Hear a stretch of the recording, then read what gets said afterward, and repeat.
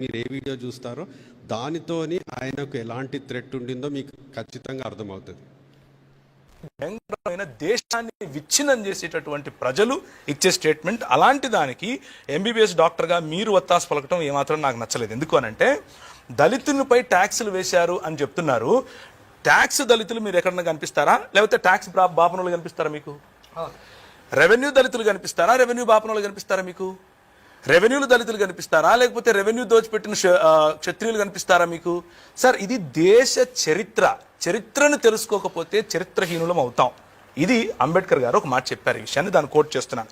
బ్రాహ్మణులు సులభ్ కాంప్లెక్స్లు నడుపుకుంటారు అనంటే ఎంత హాస్యాస్పదమో, దళితుల పైన ట్యాక్స్లు వేశారంటే కూడా అంతే హాస్యాస్పదం. ఎందుకంటే సార్, దళితులు ఈ దేశంలో ఈ బయట నుంచి వచ్చినటువంటి వలసవాదులు వచ్చినప్పుడు దళితులకు తిండి లేదు, దళితులకు పై వస్త్రం వేసుకునే హక్కు లేదు, దళితులు గోచి కట్టుకొని తిరగాలి, మూతికి ఒక ముంత పెట్టుకోవాలి, ముడ్డికి ఒక చీపురు కట్టుకొని తిరగాలి. అది మా బతుకు ఇక్కడ. ఎవరు అలా దోచింది? వాడొచ్చి దోచాడా తెల్లోడు, బ్రిటిషోడు దోపిడి దొంగ. మీకంటే ఎక్కువగా అరిచి నేను చెప్తాను. కానీ ఆ దొంగకు వత్తాసు పలికింది ఎవరు? బ్రాహ్మణవాదం కాదా? ఆ దొంగకు దోచిపెట్టింది ఎవరు? బ్రాహ్మణవాదం కాదా? ఆ దొంగ మీ దేవాలయాల దగ్గరకు వచ్చి కాపు కాస్తే పోయి చచ్చిపోయింది ఎవరు? దళితులు కాదా? ఎవరికి చెప్తున్నారు ఈ కథలు? కథలు ఎవరికైనా వేరే వాళ్ళకి చెప్పాలి. క్రిమినల్ ట్రైబల్ యాక్ట్ ఎవరు చేశారు సార్? బ్రిటిష్ వాళ్ళు చేశారా? కొంచెం రీసెర్చ్ చేస్తూ కూడా ఈ మాట మాట్లాడు. క్రిమినల్ ట్రైబల్ యాక్ట్ చేయించింది బ్రాహ్మణులు. క్రిమినల్ ట్రైబల్ యాక్ట్ చేసి తీరాలి అని పట్టుపట్టింది బ్రాహ్మణులు. ఎందుకు అనంటే ఫలానా సమాజం, మీరు ఏ సమాజం గురించి అయితే మీరు మీ సమాజంగా చెప్పుకుంటున్నారో ఆ సమాజం వెనుక వాళ్ళు ఒక ప్లీ వేశారు. ప్లీ వేసి ఈ సమాజం వాళ్ళు ఎరుకళ్ళు, యానాదులు, కోయలు, గోండులు ఇలాంటి వాళ్ళు కొంతమంది ఉన్నారు, వీళ్ళని మేము క్రిమినల్స్ గా చూస్తాం, వాళ్ళు పుట్టుకతో నుంచే మా దగ్గర నుంచి అన్ని దోచుకొని పోయేవాళ్ళు, మేము రోడ్డు మీద వెళుతూ ఉంటే వాళ్ళు నడవటానికి వీల్లేదు, మేము వెళుతూ ఉంటే మా సొమ్ము వాళ్ళు దోచుకుని వెళ్తారు, కాబట్టి వాళ్ళను క్రిమినల్స్ గానే గుర్తించండి అని ప్లీ వేసింది బ్రాహ్మణులు. ఎవరికి సార్ కథలు చెప్తారు? తర్వాత బుద్ధుడు విష్ణుమూర్తి. రేపు మళ్ళీ ఇదే ఆర్ఎస్ఎస్ కుహనా మేధావులు వచ్చి ఇక్కడ ఏం చెప్తారంటే అంబేద్కర్ గారు కూడా విష్ణుమూర్తి అని అంటారు. ఈ రోజు డేట్ రాసుకో అన్న, ఇదే జరుగుతుంది. రేపు యేసుప్రభును కూడా విష్ణుమూర్తి అనే అంటారు. ఎందుకంటే అందితే జుట్టు, అందకపోతే కాళ్ళు. ఇది వీళ్ళ ఆర్ఎస్ఎస్ భావజాలం. ఇది నా వ్యక్తిగత అభిప్రాయం. ఎందుకనంటే విష్ణుమూర్తి అంశమే గనక బుద్ధుడైతే బుద్ధుని ఎందుకు తరిమి చంపుతారండి? బుద్ధుని ఎందుకు ఈ దేశంలో లేకుండా చేస్తారండి? బుద్ధుడు ఎందుకు ఈ దేశాన్ని విడిచిపెట్టి కాంబోడియా నుంచి, థాయిలాండ్ నుంచి, శ్రీలంక వరకు, సమాత్ర వరకు, జావా వరకు వెళ్ళిపోతాడు? ఎందుకని ఆఫ్ఘనిస్తాన్లో కూడా ఉండగలుగుతుంది కానీ భారతదేశంలో ఉండలేకుండా పోతుంది. ఏంటి దానికి కారణం? బౌద్ధ మఠాలను ఎందుకు చంపుతారు? పుష్యమిత్ర మహాశుంగుడు ఎందుకు చంపుతాడు? శుంగుడు చంపినటువంటి ఒక్కొక్క బౌద్ధ మఠ అధిపతి తలకు ఇన్ని వందల దీనారాలు ఇస్తానని ఎట్లా చెప్తాడు? ఏం మాటలు మాట్లాడుతున్నారు? ఏదైనా మాట్లాడితే అతకాలి కదా. తర్వాత చరిత్ర వక్రీకరించారు ఎవరు? బ్రిటిష్ వాళ్ళు. చాలా సంతోషం, చరిత్ర వక్రీకరించారా? ఓకే, చరిత్ర వక్రీకరిస్తే అసలు రాముడు లేడని రాయాలి కదా, చరిత్ర వక్రీకరిస్తే బుద్ధుడు లేడని రాయాలి కదా, చరిత్ర వక్రీకరిస్తే కులమే లేదని రాయాలి కదా, చరిత్ర వక్రీకరిస్తే ఈ పుస్తకాలన్నీ కాల్చేయాలి కదా. వాళ్ళు ఎందుకు ట్రాన్స్లేట్ చేస్తారు? వాళ్ళు ఎందుకు తీసుకొచ్చి మనకిస్తారు? 1500 సంవత్సరాల క్రితం రాసినే లేదు కదా, చదువే లేదు కదా ఎవరికి రాయటానికి. చదువు లేని వాళ్ళు చరిత్ర ఎట్లా వక్రీకరిస్తారు? వాళ్ళు వచ్చి వాడికి భాష రాదు, వాడికి కావాల్సింది దోచుకుపోవడం అని మీరే చెప్పారు. దోచుకుపోయేవాడు మీకు ఎందుకు భాష రాసిస్తాడు? దోచుకుపోయేవాడు మీకు ఎందుకు చదువు చెప్తాడు? దోచుకుపోయేవాడు మీ పుస్తకాలు ఎందుకు ట్రాన్స్లేట్ చేస్తాడు? దోచుకుపోయేవాడు మీ ఆలయాల కాపలా ఎందుకు కాస్తాడు? ఇదంతా బ్రాహ్మణవాద కుట్ర. ఇప్పుడు కొత్తగా ఆర్ఎస్ఎస్ విహెచ్పిలు తీసుకొస్తున్నటువంటి ఒక బంపర్ స్టిక్కర్ ఏంటంటే దళితులు పోగొట్టుకోకూడదు కాబట్టి బుద్ధుడు మావాడు, దళితులు పోగొట్టుకోకూడదు అంబేద్కర్ విష్ణుమూర్తి స్వభావం. ఇది ఇప్పుడు చెప్పేటటువంటి కథ. కాబట్టి బ్రిటిష్ వాళ్ళు క్రైస్తవులే కదా అని అన్నారు. సార్, బ్రిటిష్ వాళ్ళు ఈ దేశానికి వచ్చి భాస్కర్రాజు గారు 80 సంవత్సరాల వరకు ఉన్నంత వరకు వాళ్ళు ఆరాధించుకోవటానికి కూడా వాళ్ళ దగ్గర చర్చి లేదు. వాళ్ళు క్రైస్తవులు ఎట్లా అవుతారండి? ఆల్బర్ట్ ఐన్స్టీన్ అని పేరు పెట్టుకుంటే క్రైస్తవుడని, భాస్కర్ రాజు అని పేరు పెట్టుకుంటే హిందూ అని. ఇది గనక స్టాండర్డ్ అయితే నేను హిందువుని అవ్వాలి, నా పేరు ప్రవీణ్ కుమార్. అది కాదు సార్ స్టాండర్డ్. స్టాండర్డ్ ఏంటంటే ఇదిగో ఈ 66 పుస్తకాలు ఉన్నటువంటి బైబిల్ గ్రంథాన్ని ఎవడైతే విశ్వసిస్తాడో వాడు క్రైస్తవుడైతాడు. ఒకవేళ ఇక్కడికి వచ్చినటువంటి బ్రిటిష్ వాళ్ళు క్రైస్తవులే అయితే విలియం కేరీని రాకుండా ఎందుకు ఆపుతారు? జీగన్ బాల్క్ గారిని రాకుండా ఎందుకు ఆపుతారు? క్రైస్తవ మిషనరీ సంస్థలు రాకూడదు అని వాళ్ళపైన చట్ట వ్యతిరేకమైనటువంటి అంటే వీసా ఉల్లంఘనలు అన్న పేరు మీద దిగిన వెంటనే ఓడలెక్కించి ఎందుకు పంపిస్తారు? వాళ్ళని ఇక్కడ రోడ్డు మీద కొట్టి చంపుతూ ఉంటే కూడా మాకు పట్టి పట్టినట్టు ఎందుకుంటారు అని అంటే వారికి క్రైస్తవ భావజాలానికి ఏ సంబంధం లేదు కాబట్టి. బ్రిటిష్ వాళ్ళలో క్రైస్తవులు ఉంటారు, భారతీయుల్లో క్రైస్తవులు ఉంటారు, భారతీయులందరూ హిందువులేనా? కాదు. భారతీయుల్లో హిందువులు ఉంటారు. ఇది చిన్న లాజిక్ కదా, ఇది కూడా మిస్ అయితే ఎట్లా? బ్రిటిష్ వారు క్రైస్తవులు కాదు. భారతదేశపు చరిత్రను 1200 సంవత్సరాలు తీసేశారు అని అంటే తీసేసిన చరిత్రను ఎక్కడి నుంచి తీసుకొచ్చిండి మరి తీసేశారు కదా, ఇంక ఉండకూడదు కదా. తీసేసింది ఎలా నిరూపించండి మరి. ఒకవేళ ఉంది అని అంటే తీసేయలేదని అర్థమవుతుంది కదా. ఇది లాజికలీ కాంట్రడిక్టరీ స్టేట్మెంట్. చరిత్రను తీసేయటం ఎవరి చేత కాదు. చరిత్ర ఎప్పుడు చరిత్రనే. ఇంకోటి, బ్రిటిష్ వారి సహకారంతోనే అంబేద్కర్ గారు పార్లమెంటు మెట్లెక్కారు అని సోదరులు చెప్పారు. నిజమైన స్టేట్మెంట్. ఎందుకు అనంటే బ్రిటిష్ ప్రభుత్వం రాకముందు ఈ దేశంలో ఉన్నటువంటి బడుగు బలహీన వర్గాలు ఎస్సీ ఎస్టీ బీసీ మైనారిటీలుగా చెప్పుకున్న మైనారిటీల్లో మరి ముస్లింలు నేను ప్రత్యేకిస్తున్నాను. ఎందుకంటే అప్పటికి పాలక వర్గంలో ముస్లింలు ఉన్నారు. లేని వాళ్ళు ఎవరు అనంటే బీసీలు, లేని వాళ్ళు ఎవరు అనంటే ఎస్సీలు, లేని వాళ్ళు ఎవరు అంటే ఎస్టీలు. అలాంటి వారికి గొంతుకగా మారారు క్రైస్తవ మిషనరీలు. అలాంటి వారికి చదువు చెప్పారు క్రైస్తవ మిషనరీలు. అలాంటి వారికి స్కూళ్లు పెట్టారు క్రైస్తవ మిషనరీలు. అలాంటి వాళ్ళకు వైద్యం అన్నారు క్రైస్తవ మిషనరీలు. వీళ్ళేమన్నారు? పై వస్త్రం వేసుకుంటే స్తనాలుగా వస్తామన్నారు.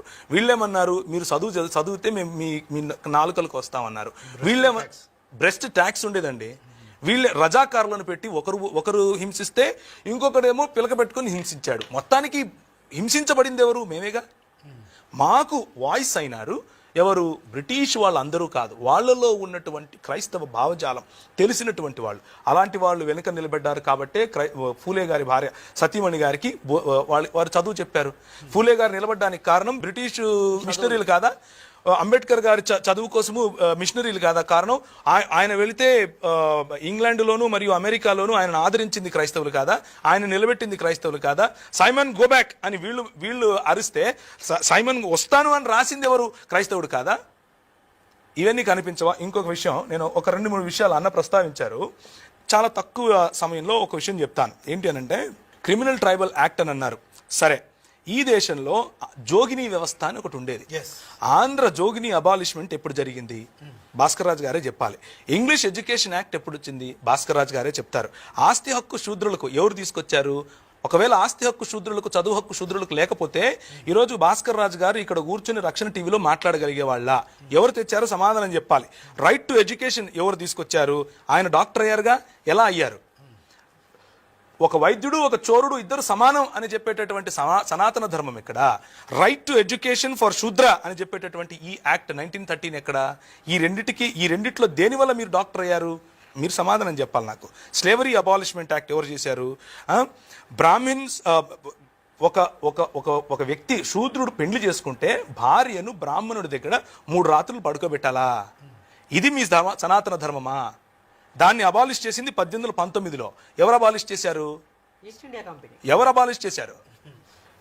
1830లో హ్యూమన్ సాక్రిఫైస్ అబాలిషన్ యాక్ట్. అంటే మీరు నేను ఈరోజు బ్రతికున్నాము అని అంటే వాళ్ళు చంపకుండా మన తలలు తెగకుండా ఉన్నారు అని అంటే ఆ రోజు తీసుకొచ్చిన యాక్ట్ కదా. Non discrimination act 1833. Right to sit, శూద్రులకు కూర్చునే హక్కులు లేవండి, పిరుదులు కోసేవాళ్ళు. ఈరోజు టీవీల ముందు మీరు నిలబడుకొని మాట్లాడుతున్నారు అంటే కారణం ఏంటి? ఏ యాక్ట్ కారణంగా? ఈ ట్రైబల్ యాక్ట్ గుర్తొచ్చిందా? అది చేయించింది బ్రాహ్మణ సముదాయం కాదా? నాచ్ కమ్యూనిటీ అన్నటువంటి ఒక కమ్యూనిటీ ఉండేది.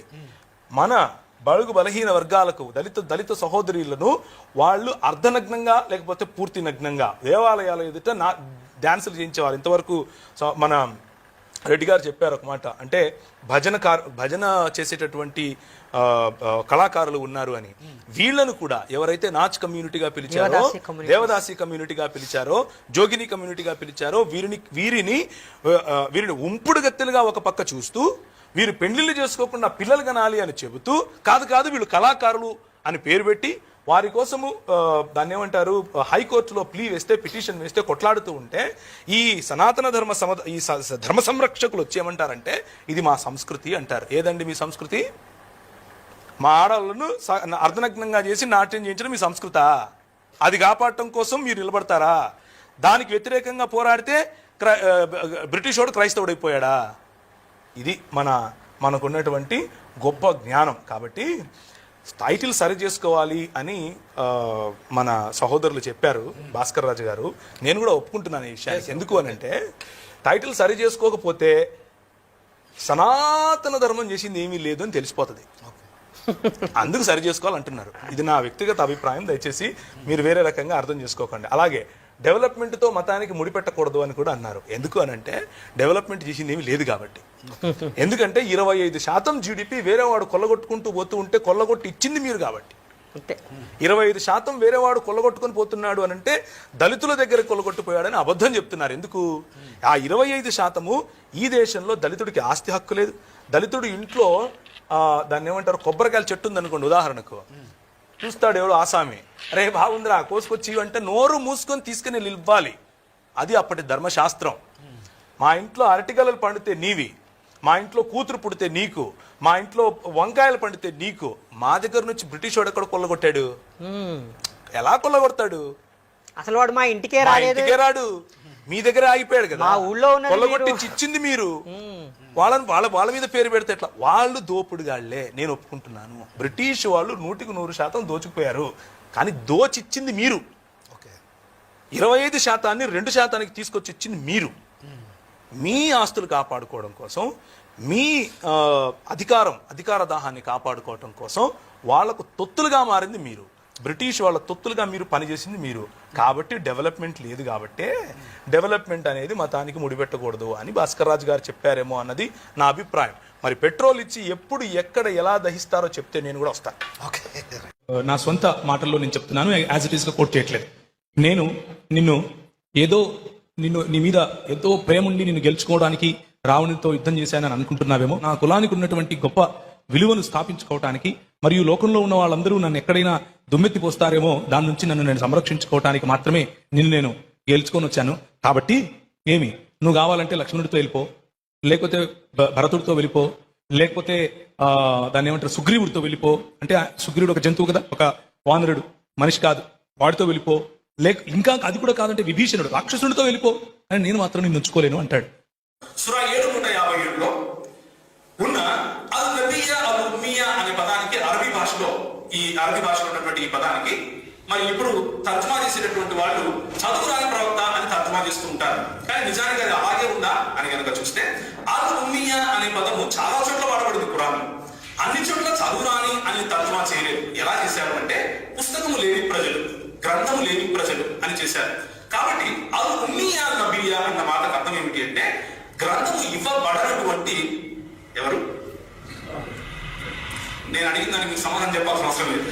ఇదే సత్యం అయితే మొహమ్మద్ గారికి ఒకవేళ రాయడం రాదు, చదవడం రాదు అని అంటే ఆయిషా గారితో ఆయన పెళ్లి చేసుకున్న సమయంలో స్వయంగా ఆయన కాంట్రాక్ట్ రాశారు. సయ్యద్ బుఖారీ చాప్టర్ నెంబర్ 17 హదీస్ నెంబర్ 56-69. మరి ఆయన రాస్తే, ఆయన సంతకం పెడితే ఆయనకు చదువు రాదు అని ఎలా చెప్తారో మిత్రులు చెప్పాలి. ఇది సాధ్యమైతే మొహమ్మద్ గారికి ఎలా రాయడం రాదో సయ్యద్ బుఖారీ చాప్టర్ నెంబర్ 39 హదీస్ నెంబర్ 51-33 ప్రకారం ఆయన ఏమంటున్నాడు అంటే స్వయంగా తానే మ్యారేజ్ కాంట్రాక్ట్ రాశాడు. దానికి ముందు నేను చెప్పింది ఏంటంటే ఉమర్ గారితో ఆయన చనిపోయే సమయంలో ఆయన ఏమన్నారు అంటే, అయ్యా నేను మీకు ఒక చక్కని మాట చెప్పి రాసిస్తాను, ఒక పెన్ను పేపర్ తీసుకుని వస్తారా అంటే మా దగ్గర ఖురాన్ ఉంది, మాకు అవసరం లేదు అన్నారు. ఆయన చనిపోయారు. ఆయన చనిపోయిన తర్వాత ఆయన రాయాల్సినటువంటి వహీ అయి ఉండొచ్చు, ఖురాన్ లో ఆఖరి భాగం అయి ఉండొచ్చు, ఏసే దేవుడు అన్న మాట కూడా అయి ఉండొచ్చు, రాయలేకపోయారు.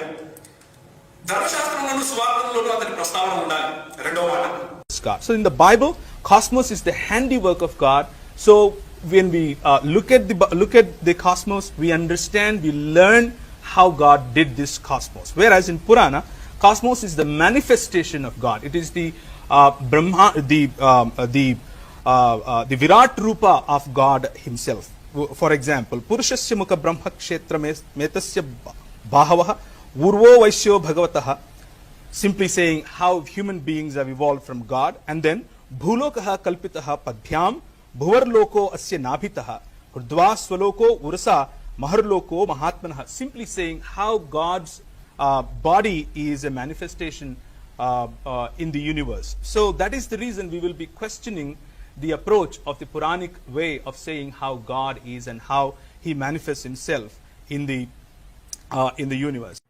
Those are the 10 qualities of dharma, and if a person possesses these qualities, then he is following his dharma, and that is what is Sanatan Dharma. Sanatan means eternal. Eternal righteous duty exactly translates to Sanatan Dharma. Okay, thank you. So I think the audience can kind of make up their minds on the other points with regards to the verse and whether the translations, they heard both sides. So we're going to move past that now. Someone was asking in the chat to kind of increase the time. Are you guys okay with 3 minutes apiece? Is that a little better, 3 minutes apiece, or would you prefer 2 minutes? Okay, you're good? Okay, good. All right, so we'll give you guys 3 minutes now. We're going to go into this next part here. I believe, Brother Praveen, you wanted to talk about marrying cousins, but I'll pass it to you. So we're going to go, guys, now 3 minutes each. So, Brother Praveen, whenever you want to begin, I'll start the timer, 3 minutes. Sure. If you can please put the slide back onto the screen. Dr. Preeti ji gave a very good description from Manusmriti. I'll come back to Manusmriti right now. Manusmriti, the Manu law that she put on the screen is basically the law that ruled over the people of India before the biblical concept of equal law was given to the people of India, people like me. So before I go there, let me go here. Esha Dharmaha Sanatanaha. I'm reading it from the Sanskrit, for example, just to let you know. Esha Dharmaha Sanatanaha is the word that you can see from Mahabharata, book number 1, chapter number 113, and the 13th shloka. And the Sanskrit is right there, she can also read. And what is the context that I'm speaking here? What is the context? What is the dharma or the righteous act or the righteous duty that one need to do? Dr. Preeti gave a very good list of what it is, but if I can go to Adi Parva section 122, Sanatana practice illustrated by rishis is right there. I have highlighted a few of those points. What is Sanatana Dharma? And there is a discussion that is going on, and in that discussion, people are struggling whether one can share their wife among the brothers or not. And there, in that discussion, a rishi is someone that is a sage in Sanatana Dharma. Whatever the rishi, especially the rishis of Maharshis like Vyasa, when they come and say something, it is undisputable.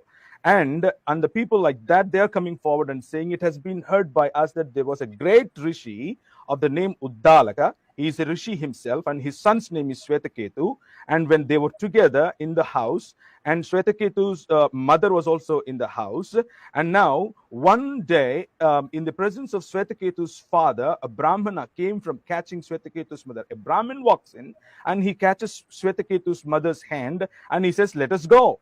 Beholding his mother seized by the hand and taken away apparently by force. Of course, he was taking his mother by force. Swetaketu, a sage himself, he tries to stop. And Uddalaka, a sage, a Maharshi, a Rishi, what does he say? Uddalaka addresses his own son and says, "Be not be angry, my son. This is the practice sanctioned by the antiquity. This is the Sanatana Dharma. This is the, Esha Dharmaha, 30 seconds. Sanatanaha." That is the context that I'm talking about. The context where a Brahmin can walks into your family and takes hold of your mother's hand and takes away to have sexual relationship with her, and you cannot stop. That is Sanatana Dharma according to Mahabharata that I just read. Yeah, I think Arjuna can see this now. And as you rightly said, the spiritual masters, when they speak, that is when the noises that come around can be minimalized, and that is how we should be focusing, and that's exactly what we are doing. We're not doing on our own. This is your own spiritual master speaking. His name is Srila Prabhupada, the one that translated this book, translated and gave Vyakhyana or the commentary to Bhagavad Gita, the Song of God. He is saying this. దళితులం కాబట్టి ఏ మతం మేము స్వీకరించాలో మీరే చెప్తారు, ఏం తినాలో మీరు చెప్తారు, ఏం తినకూడదో మీరు చెప్తారు, చదవాలా చదవకూడదు మీరు చెప్తారు, బట్టలు కట్టుకోవాలో కట్టుకోకూడదు మీరు చెప్తారు, ఎట్ట ప్రార్థన చేయాలో మీరు చెప్తారు. ఎందుకు? మా రోడ్లు మేము వేసుకో ఇప్పుడు ఒక గ్రామం ఉంటది, గుడి చుట్టూ ఉండే రోడ్లేమో బాగుంటాయి, మా దానికి వచ్చేనేమో ఏమి ఉండవు. ఇక్కడికి వచ్చి మేము ప్రార్థన చేసుకుంటే వచ్చి కొడతారు. సో ఇప్పుడు మా వాళ్ళు సర్పంచ్ ఉంటే, మాకు వార్డు మెంబర్ ఉంటే, మా దగ్గర మా పవర్ మా దగ్గర ఉంటే వీళ్ళ చేత అవుతుందా? ఇది క్రైస్తవులకు అర్థం కాదు. ఈ క్రైస్తవులకు ఏమర్థం అవుతుందంటే, మాకు దాన్ని ఏమంటారు ఎస్సీ సర్టిఫికేట్ పెట్టుకోవాలి, మేము అది పోగొట్టుకోలేము, మేము దాన్ని ఏమంటారు మేము మా డినామినేషన్ లోనే ఉంటాము, మేము మా ప్రార్థనలే మేము చేస్తాము, మీరు ఏమవుతున్నారు ఏం కావట్లేదు మాకు సంబంధం లేదు, మేమంతా కళ్ళు మూసుకొని ఇలా ఉంటాం.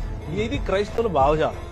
బయటికి రావాలి. సో మీరు ఒక హెచ్చరిక చేస్తున్నట్టుగా నాకు 100% ఇలాగే ఉండండి. రేపు తర్వాత హెచ్చరిక చేయడానికి మీరు ఉండరు, వినడానికి చెప్పడానికి నేను ఉండను. దళితులపై ట్యాక్సులు వేసి శూద్రుని దోచుకున్నారు. ఇది రాజీవ్ మల్హోత్రా లాంటి భయంకరమైన దేశాన్ని విచ్ఛిన్నం చేసేటటువంటి ప్రజలు ఇచ్చే స్టేట్మెంట్. అలాంటి దానికి ఎంబీబీఎస్ డాక్టర్గా మీరు వత్తాసు పలకటం ఏమాత్రం నాకు నచ్చలేదు. ఎందుకు అనంటే, దళితులపై ట్యాక్సులు వేశారు అని చెప్తున్నారు. ట్యాక్స్ దళితులు మీరు ఎక్కడన్నా కనిపిస్తారా? లేకపోతే ట్యాక్స్ బాపనులు కనిపిస్తారా మీకు? రెవెన్యూ దళితులు కనిపిస్తారా? రెవెన్యూ బాపనులు కనిపిస్తారా మీకు? రెవెన్యూలు దళితులు కనిపిస్తారా? లేకపోతే రెవెన్యూ దోచిపెట్టిన క్షత్రియులు కనిపిస్తారా మీకు? సార్, ఇది దేశ చరిత్రను తెలుసుకోకపోతే చరిత్రహీనులం అవుతాం. ఇది అంబేద్కర్ గారు ఒక మాట చెప్పారు. ఈ విషయాన్ని దాన్ని కోట్ చేస్తున్నాను.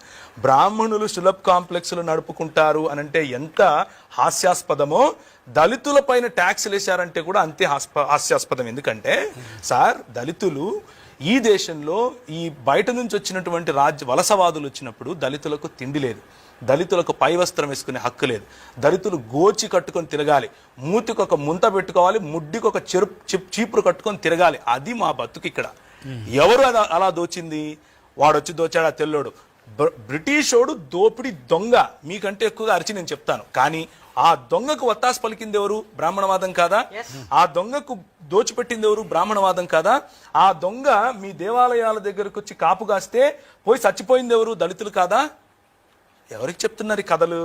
కథలు ఎవరికైనా వేరే వాళ్ళకి చెప్పాలి. క్రిమినల్ ట్రైబల్ యాక్ట్ ఎవరు చేశారు సార్? బ్రిటిష్ వాళ్ళు చేశారా? కొంచెం రీసెర్చ్ చేస్తే కూడా ఈ మాట మాట్లాడు. క్రిమినల్ ట్రైబల్ యాక్ట్ చేయించింది బ్రాహ్మణులు.